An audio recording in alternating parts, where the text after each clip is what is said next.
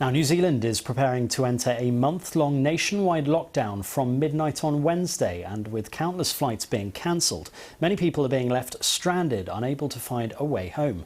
British national Lara Suleyman is among those stuck in New Zealand. She posted on social media asking for others unable to get flights home to contact her, and in just a few days she has more than 1,000 responses and is calling for the British government to step in and help bring them home. Well, Lara joins me now from Queenstown on New Zealand's South Island.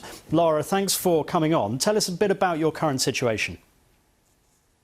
So currently here in New Zealand, we're in a stage 3 lockdown, which was announced yesterday, which means all non-essential businesses are shutting down. By the end of tomorrow, we will be in full lockdown. So what that's done has severely limited even the domestic flights. Those that haven't yet been cancelled have filled up. The main issue at the moment is that there is actually no route that satisfies current immigration laws to be able to exit New Zealand, transit through a hub, which is the issue, and make it home to the UK. So the situation is pretty dire currently if you're a British national trying to get back home. And you put out this shout out to other British nationals to see if there's anyone else in your position, and there are lots of people in your position. Just how eye-opening has that been? It's unbelievable, honestly. I first made the post at around midnight when I was waiting to hear about the 4th flight that I'd been booked onto. It was a Singapore Airlines flight, and Singapore had just announced that they were closing their borders. And I noticed on the Facebook pages that it was blowing up with people specifically from the UK saying, hey, how many routes are left out of the country? So I thought I'd put the feelers out. I was expecting there to be quite a few of us. I definitely wasn't expecting that there'd be over 1,000. And currently, I've got a great team working across New Zealand, 5 of us currently working on it, and we're struggling to keep up with the emails and the Facebook comments. It's just more coming in literally by the minute. And what have authorities done, UK authorities, the Foreign Office, if anything, to help you? This all came about because actually about 4 days ago I tried to reach out to the consulate of the UK in New Zealand, the embassy in New Zealand.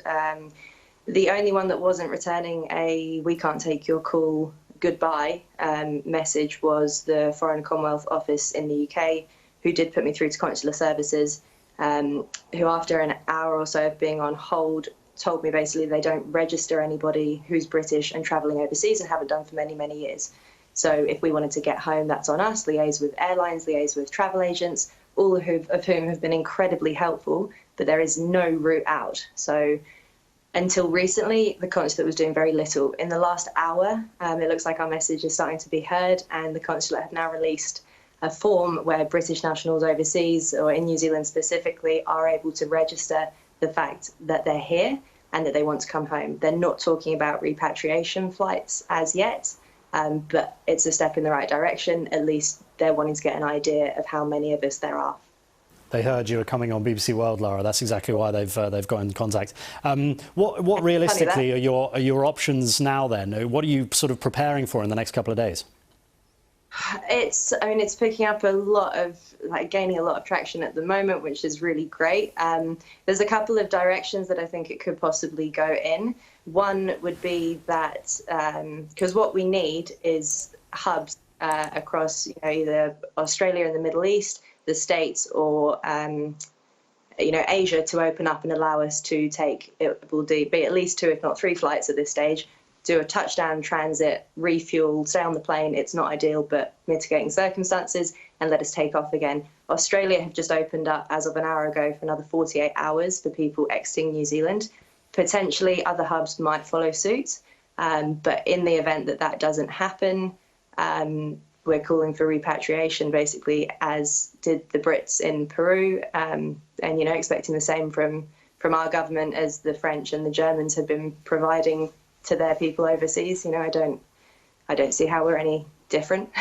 Yeah, well, Lara, best of luck. There are worse places to be stuck, but it's obviously a scary situation. Despite that, I hope you get home, and thank you very much indeed for explaining your situation to us here on BBC World.